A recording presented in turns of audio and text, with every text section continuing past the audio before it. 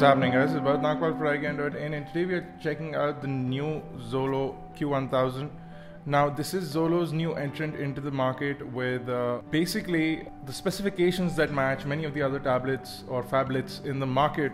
It's actually a 5-inch device, so it has a 5-inch HD display. You can see a 720p display over here. Really nice, vivid, nice viewing angles because it is an HD IPS touchscreen display. If we talk a little bit about the specifications, on the back we have an 8 megapixel camera. On the front we have a 1.2 megapixel camera. The device is powered by a 1.2 gigahertz quad-core MediaTek chipset, and it does have a PowerVR SGX 544 GPU, which is again standard that you see in most of the devices today. The battery on the device is a 2100 mAh battery, and we'll talk a little bit more about that in some time. But the Xolo Q1000 is a decent level entrant into the market by Xolo. The difference is that this is priced at 14,999 rupees, and several other products from several competition companies are priced for much cheaper. So why should you consider the Xolo Q1000? Maybe this video will let you decide. Okay, so the Q1000 is slightly better built than many of the other devices available in the market today. The overall build quality is really robust, and the back cover along with the front bezel is really nicely finished, and it gives the device a slightly premium look versus the other devices in the market. Xolo has also added a dedicated camera shutter button. The location of the button is quite inconvenient because it is on the left of the volume rocker if you're holding the phone with your right hand, and just under your thumb if you're holding the phone with your left hand, and this is the location of the button. Slightly difficult to get to, but it is a direct access to the camera button. It gives you slightly better holding position when you're clicking a picture. The display is fantastic. It has great viewing angles, and navigating through the interface is fairly easy. The phone remains fairly fluid throughout the experience, but during gaming we did feel that the device is not keeping up to par with many of the other devices in the market, and we saw that in terms of performance the device is just not up there. That could be because of some customizations or some tweaking that Xolo has done to improve battery life on the device. We did do benchmarks on the device, and you can go ahead and see those, and we did do gaming on the device as well, so you can go ahead and see our gaming review for the device, where it fared average and nothing above the ordinary. Now, you have a basic stock set of icons and customizations on this device, so you will see mostly Android stock running throughout. The interface, you have a stock dialer, you have your contact list, etc., which is all stock again. The camera is also fairly average. You do not see a lot of customization for the camera app over here. So you do have a couple of things over here. So you do have auto scene detection, you have an HDR shot, you have a portrait shot,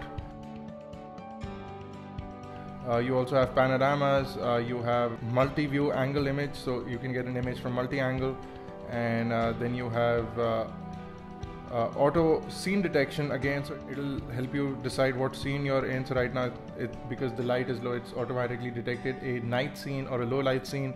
Then you have smile shutter, and you have a best shot. Apart from that, you can go into your settings and check out most of the settings for the camera. Basic settings, GPS settings, white balance settings, etc. Again, you have different settings for the camera and different settings for video. So if you want zero shutter delay, you can turn that on. If you want face detection, you can turn that on. You can set the picture size. In video, you can have electronic image stabilization. You can turn the microphone on or off. And with audio mode, you have two sorts of audio modes. If you're in a meeting or if it's normal, you can add some effects in your video as well. So these effects you can play around with. So basic fun stuff, but only software tweaks. The camera is basically average. You don't see any special things happening with the camera. Even with the keyboard, you can see it's a very stock looking keyboard, nothing special on the keyboard as well. You can select what SIM card you're going to be sending from once you select the send button. Let's open up the browser. Even with the browser, you can see that it's a fairly nice looking browser. It loads up websites really quickly, and it's able to render all sorts of pages fairly nicely. Again, Flash is not supported natively on this, but you do have plugins that allow you to enable Flash on the browser. and there are several other browsers available from the Android marketplace that can enable flash on your browser, but since this device is running Android 4.2 out of the box, it is going to not run flash out of the box. Now, in conclusion, the Xolo Q1000 is a phone essentially made by Lava, because Xolo is a Lava brand.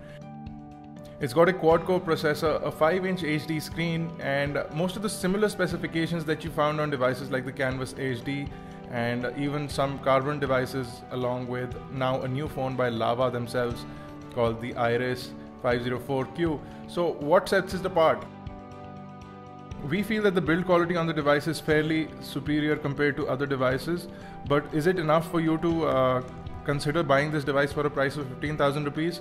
At the end, you have to decide whether or not this device will be up to par. But in comparison, we saw that this device was slightly low at performance and was slightly low in gaming.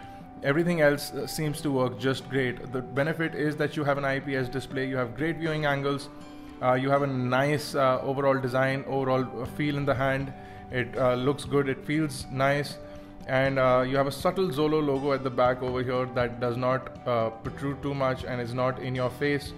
So a very subtle looking device.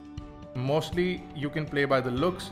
You do have a dedicated camera shutter button. If you hold down on that button, even when the device is locked, nothing will happen, because unlike other devices where you hold down on a camera button, the phone will unlock and go to the camera, Xolo has not built in that feature into this device.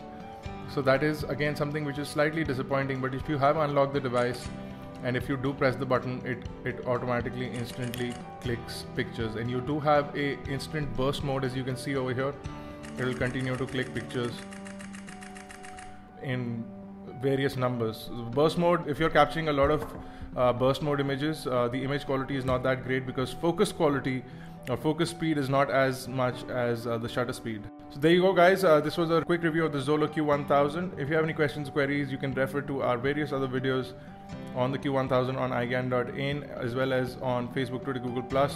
Check us out on YouTube, youtube.com/iGyaan, youtube.com/iGyaan TV for iGyaan Networks. Thank you guys for watching.